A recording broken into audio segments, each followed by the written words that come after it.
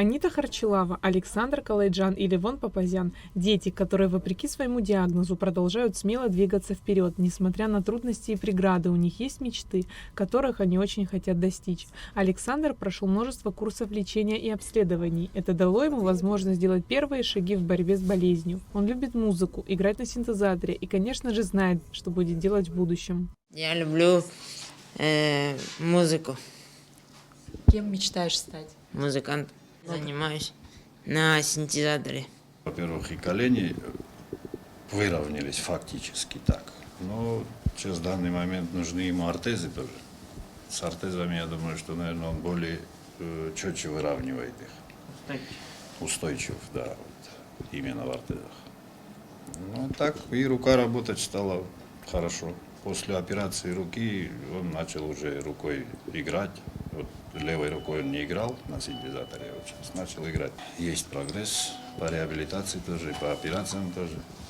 В 3,5 года Анита перенесла операцию на связках. После этого она начала есть самостоятельно, двигаться. Мечта Аниты – пойти в школу и заниматься творчеством. Помимо этого, она очень любит плавать. Я хочу пойти в школу. Ну, мы пишем, читаем, и вот это мне нравится. За это я хочу туда пойти. Нам это летом всегда нравится с тетей плавать вечером.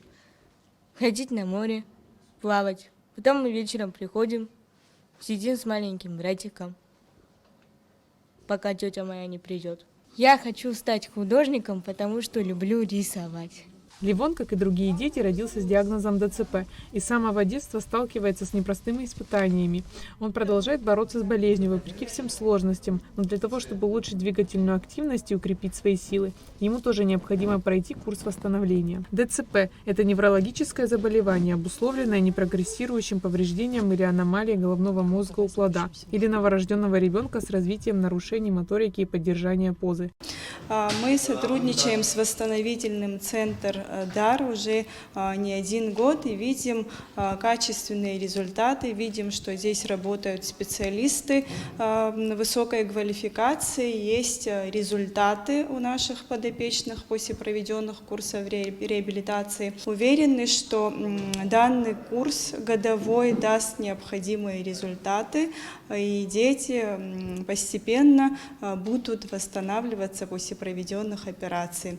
Обращаемся в очередной раз к тем, кто нас слышит, видит, принять участие в сборе средств. Уверены, что поддержка будет оказана. Спасибо. Дети проходят реабилитацию в восстановительном зале «Дар». Они с удовольствием выполняют разнообразные упражнения, ожидая следующего занятия.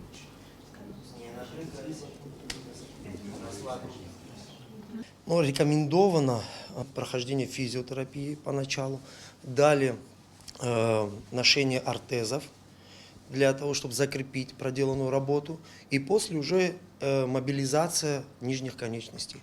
Это такие специализированные, дозированные, комплексные движения. Мы видим результаты.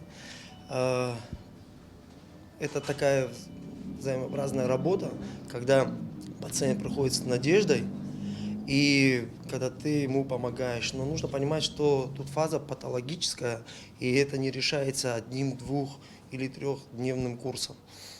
На все нужно время. Каждый может нести свой вклад и подарить этим детям шанс на обычную жизнь. В наших с вами силах помочь им.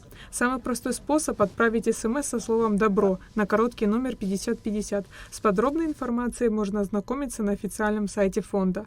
Айлита Арутюнян, Рамукамкия, Абхазское телевидение.